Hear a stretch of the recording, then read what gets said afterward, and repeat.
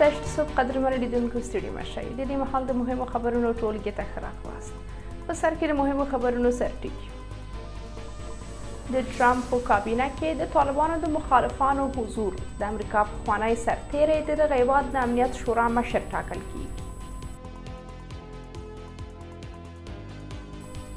هندي رسنۍ وایي چې په افغانستان کې د امریکایي ځواکونو پاتې وسلې د کشمیر وسلوالو لاسته ورغلي.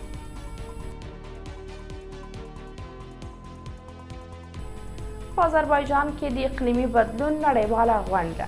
طالبان د دې غونډې د مذاکره کوونکي ټیم برخه نه دي. او د شمالي کوریا مشر له روسیې سره د دوه اړخیز دفاعي هوکړه لیک د تصویب فرمان صادر کړ.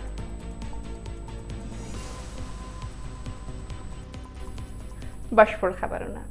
بهرنیو رسنیو راپور ورکړی چې د امریکا منتخب ولسمشر ډونالډ ټرمپ د کانګرس غړی او په افغانستان کې له طالبانو سره په جګړه کې د دغه هیواد د پوځ پخوانی سرتیری مایک والټس د سپینې ماڼۍ د ملي امنیت سلاکار په توګه ټاکلی دی. ټویټر د دوشنبې ورځ د دوو باوري سرچینو په حواله راپور ورکړی چې ټرمپ نوموړی د خپل ملي امنیت د سلاکار په توګه ټاکلی دی. والټس د ټرمپ یو مخکښ ملاتړ دی چې 22 کاله یې په ملي ګارډ او د متحده ایالاتو په پوځ کې دنده ترسره کړې ده. نوموړی په افغانستان کې د امریکا د حضور پر مهال د پوځ غړی و او له طالبانو سره د جګړې پخه تجربه لري. د کانګرس دا پخوانی غړی د بیجینګ یو له مخالفو څیرو څخه دی او تل یې په اسیا آرام سمندر کې د چین پر فعالیتونو نیوکه کړې او په وینا یې په دې سیمه کې د امریکا حضور لازمي دی. والټس له افغانستانه د امریکایي ځواکونو پر وتلو هم نیوکه کړې او دا یې یوه شرموونکې کړنه بللې وه. یاد 50 کلن پخواني سرتیري د افغانستان په تړاو د کانګرس په غونډو کې تل د افغانستان پر وړاندې د جو بایډن پر سیاست نیوکې کړې دي. هغه څرګنده کړې چې پر طالبانو باور یوه لویه تېروتنه ده.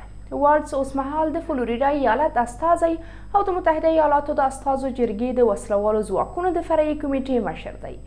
د په خپلو سیاسي دریځونو کې په نړۍ کې د امریکا پر واکمنۍ ډیر تمرکز کړی دی. د امریکا د پوځ نوموړي پخواني غړي په وار وار د اوکراین د جګړې په تړاو له کیف څخه پر خپل ملاتړ ټینګار کړی او د بایډن له ادارې غوښتي چې دغه هیواد ته نورې پوځي وسلې هم واستوي.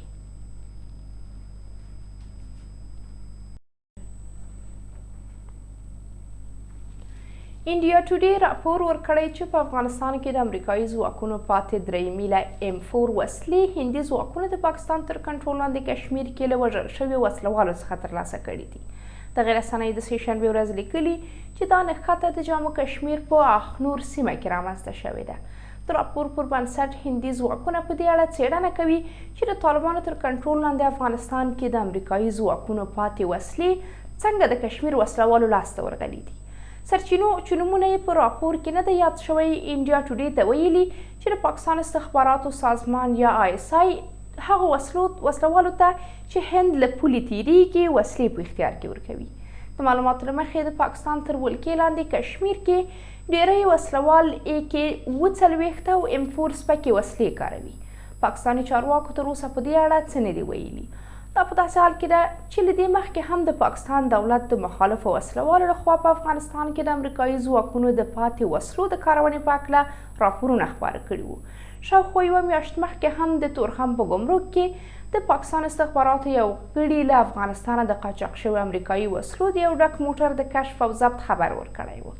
د یادونې ده چې له افغانستانه د امریکایي ځواکونو تر وتلو یو کال وروسته د امریکا د دفاع وزارت ویلي وو چې د ناټو غړو هیوادونو د خپل ماموریت پر مهال د 2.2 میلیارده ډالرو په ارزښت وسلې او پوځي تجهیزات افغان امنیتي بنسټونو ته سپارلي دي.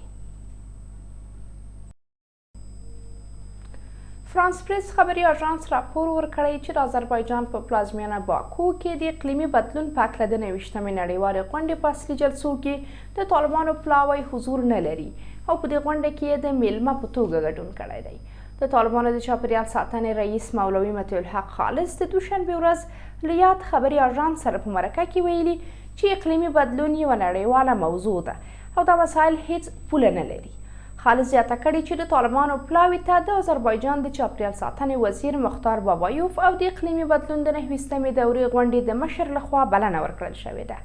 د د نوموړي په وینا د دې غونډې ګډونوال باید په خپلو پریکړو کې د افغانستان په څیر زیانمن هیوادونه چې د اقلیمي بدلون له اغېزو ډېر زیانمن شوي په پام کې ونیسي. طالبان د تیرو 3 کلونو په ترڅ کې د اقلیمي بدلون په تیرو 2 نړیوالو غونډو کې چې په مصر او سعودي عربستان کې شوې وې بلل شوي نه وو. په دې غونډه کې به چې پرون پیل شوې د شاوخوا 200 هیوادونو استازي د روانې میاشتې تر 22 پورې په زیانمنو هیوادونو کې له اقلیمي بدلون سره د مبارزې لپاره د 100 میلیارډ ډالرو کلنۍ بودیجې په هکله سلا مشورې وکړي. له دې څو شېبې مخکې د طالبانو یاد چارواکي ویلي وو چې د اقلیمي بدلون هیڅ پوله نه لري او اغېزې یې ښځینه او نارینه نه پیژني. د اقلیمي کارپوهانو یوې نوې ارزونې افغانستان په نړۍ کې د اقلیمي بدلون له کبله 8م زیانمن هیواد بللی دی. د اقلیمي کارپوهانو په باور تیرې 4 لسیزې په هیواد کې د بارانونو د ورښت کچه 25% شدیده شوې ده. د شمالي کوریا مشر کیم جانګ آن د مسکو او پیونګیانګ ترمنځ د 2 اړخیز دفاعي هوکړلیک د تصویب فرمان صادر کړی دی. د کوریا غږ خبري اژانس راپور ورکړی چې کیم د دغه هوکړلیک د تصویب فرمان د دوشنبې ورځ صادر کړ. دا تړون به د دواړو هیوادونو ترمنځ د اسنادو د تبادلې له ورځې وروسته عملي شي او د ختمېدو نیټه به هم نه لري.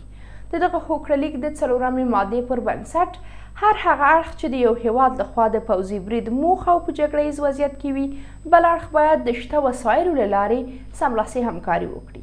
د یادونې ده چې 2 میاشتې مخکې د روسیې ولسمشر ولادیمیر پوتین شمالي کوریا ته د خپل سفر پر مهال د دواړو هیوادونو ترمنځ 2 اړخیز دفاعي هوکړلیک لاسلیک کړی و. پوتین 3 ورځې مخکې د خپل هیواد د بهرنیو چارو وزارت د دغه هوکړلیک تصویب لپاره وړاندیز منلی و.